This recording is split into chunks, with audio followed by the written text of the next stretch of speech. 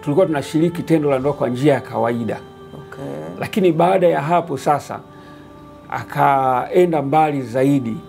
Ikawa sawa, umeweza kunifanyia hicho, lakini kipo kingine ambacho nahitaji unifanyie zaidi. So nikamuuliza ni nini?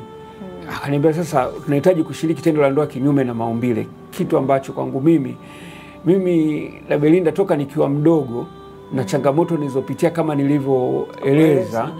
Mama yetu alituzaa na kutulea katika misingi ya dini. Alikuwa na tabia kutuletea vitabu vya kina Daudi na Goliati toka tukiwa wadogo, na ndio maana unaona hata mimi mwenyewe katika makuzi yangu pamoja na kuishia darasa la 6 bado nimefanikiwa kuandika kitabu kwa mkono wangu. Kwa sababu nilikuwa ni mtu ambaye nimefundishwa hivyo na mama kusoma vitabu toka nikiwa mdogo.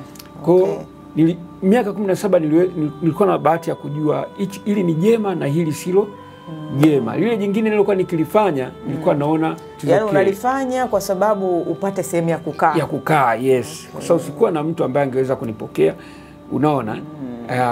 Kwa hiyo alivyoenda hivyo zaidi kaona hapana, sasa huku tunakoelekea sipo. Kwa nilipokataa, yeye naye pia alijua wazi kabisa kwamba huyu anaweza akaenda kutoa siri.